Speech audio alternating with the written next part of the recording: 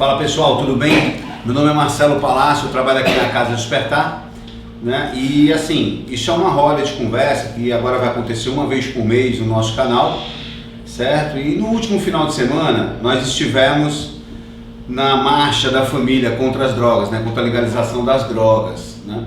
E lá foi muita coisa discutida, foi muita coisa que aconteceu, né, nessa marcha. E uma das coisas que mais foi falado foi o que está acontecendo no STF, né, que é sobre a legalização. Eles estão tomando a frente disso, né, para falar sobre a legalização. E assim, hoje nós trouxemos aqui o Dr. Ribamar para falar a respeito, né, do que ele acha, qual a sua opinião. O que você acha dessa legalização do STF? Você pode falar para a gente, Ribamar? Boa tarde a todos, né? O que eu tenho visto nessa discussão é o seguinte: a Lei 11.343, ela tem um artigo que prevê o tráfico e o uso, que é o seu artigo 28. O que acontece é que já existe uma lei federal que existe isso. Eu não vou discutir aqui se essa medida de liberar as drogas é boa ou não, e sim a forma como está sendo feita, que eu não concordo. O que acontece, gente? O lugar de se discutir isso não é o Supremo Tribunal Federal. Não é. Existe uma lei para isso. Quem trabalha com a lei é o Congresso Nacional. Não cabe ao STF legislar, ele dizer o que é e o que não é. Ele é o protetor da Constituição, né? Eu acho que esse debate devia ser feito na Câmara dos Deputados, que é a Casa do Povo, se fazer algum projeto de lei, se não se concordar, se discutir isso na rua antes, primeiro entre a população, depois entre os deputados, depois os senadores, entendeu? Para fazer uma nova lei federal, se for o caso, mas não levar isso para o STF. Então, o problema para mim é a forma, o jeito que estão tentando fazer a coisa. Desde lá de trás, Montesquieu já priorizou a separação de poderes, então a gente não pode deixar isso ficar claro para proteger o Estado, para proteger a gente. Existe o quê? O Legislativo, o Executivo e o Judiciário, para não haver uma concentração de poder e eles se harmonizarem entre si.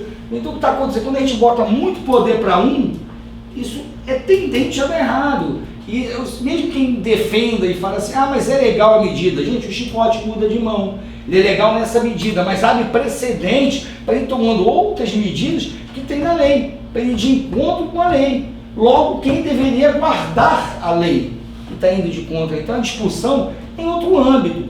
Aí, a psicologia, a população, os técnicos que trabalham com drogas, as casas que trabalham com drogas, os psiquiatras, vão dizer o que acha melhor ou não, se é necessário uma nova lei ou não. Não é o STF. Então, o que me cabe aqui é dizer assim, não concordo com a maneira que está sendo feito. A opinião, se é bom ou ruim, não me cabe. A discussão é para todo gosto. É importante que haja, na verdade, a divisão desses poderes e também a junção de outros saberes, né? A dependência química, ela se manifesta no corpo e, em termos psicológicos, ela vem com a necessidade da droga em satisfazer os desejos, né? O vício é como se houvesse um vício emocional, onde esse sujeito ele encontra a única forma para, na verdade, encontrar esse prazer. E a psicologia, na verdade, ela faz com que o sujeito ele venha afundar, na verdade, trazer mais uma perspectiva da sua subjetividade, né? Onde ele analise, onde ele reveja toda a sua história, todo o seu contexto, toda a sua história de vida, na verdade. E aí, na verdade, o que a gente contribui é um chamado, né, para que exista uma melhora nas suas relações, né, nas relações familiares, na relação com a sociedade, no convívio com o outro, na verdade. A psicologia ela vem como uma forma bastante importante fazer com que esse sujeito ele se redescubra, onde ele se observe, onde ele reveja, na verdade, as suas principais dificuldades e o que de fato levou ao uso da droga. Mas cadê o pessoal? Cadê o jovem? Cadê o pessoal que tem entendido, né, que nossa juventude está se acabando aí com esse uso de drogas? A gente que trabalha com isso, a gente tem a obrigação de estar lá, né? Eu vejo dessa forma, a gente tem uma obrigação de estar lá. Mas e as famílias que não passaram ainda por isso? Cadê esse pessoal que foram lá? Né? Porque a gente ficar como minoria, eu acredito que vai ficar difícil, né? A gente teve lá um abaixo-assinado, né? Que esse abaixo-assinado foi em nível nacional, foi feito, né? A gente viu, eu assinei, né? O abaixo-assinado, mas e aí? Né? Quantas pessoas assinaram isso? Será que foi só aqui em Fortaleza ou foi no âmbito nacional que aconteceu isso, né? A gente está também aqui com a Suzana, né? Estudante de psicologia. E assim, Suzana, por que as famílias acham assim, que não participam? Na verdade, infelizmente, eu penso que ainda existe um preconceito muito grande, uma falta de informação mesmo.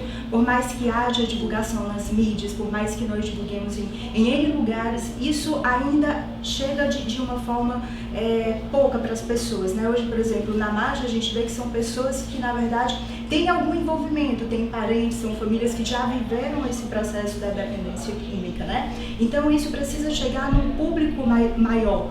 Precisamos que outras pessoas também se envolvam, outras pessoas participem, para que possam entender, para que possam realmente, de fato, saberem o que é a dependência química e, na verdade, isso tem ganhado uma dimensão muito grande, né? E a gente precisa da participação de todos, não só de quem já vivenciou essa Acho que tem a ver assim, essa questão de discriminação, o pessoal fica com medo de aparecer. Penso porque, assim, a sociedade, infelizmente, ainda tem um tabu muito grande, né, de mostrar a cara, de realmente, porque se você vai lá é porque você está dizendo que você é dependente químico, que é a sua família ou que um conhecido, né, e isso gera um preconceito ainda muito grande.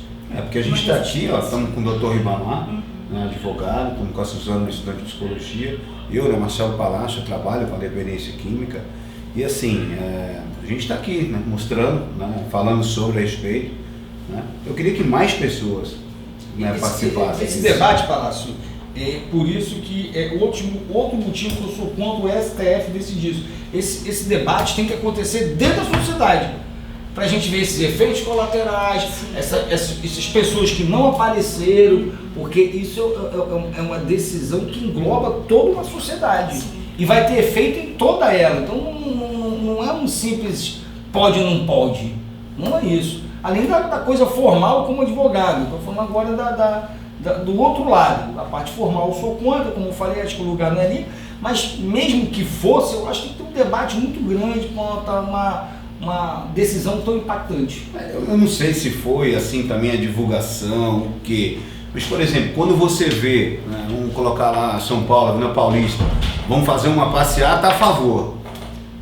É muita gente. Muita gente. Né? É muita gente.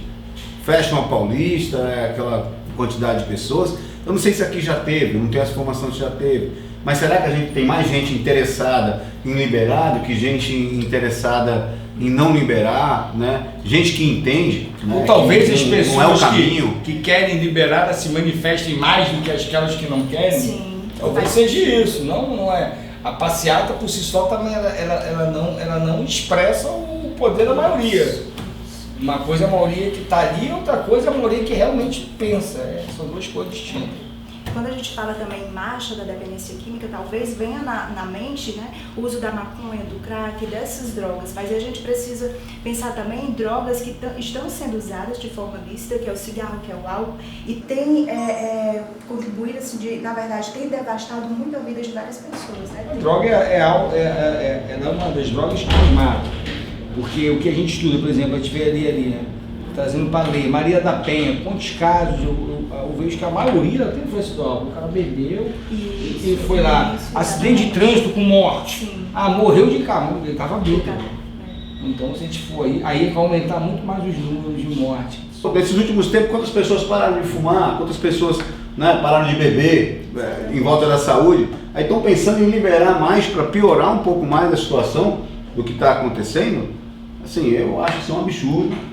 Eu acho um absurdo. Fala pessoal, eu continuo sendo Marcelo Palácio, né? E eu gostaria de agradecer a vocês que participaram, que assistiram esse debate, né? Como a gente disse no começo, é o que vai acontecer todos os meses, né, no nosso canal, Casa Despertar Oficial.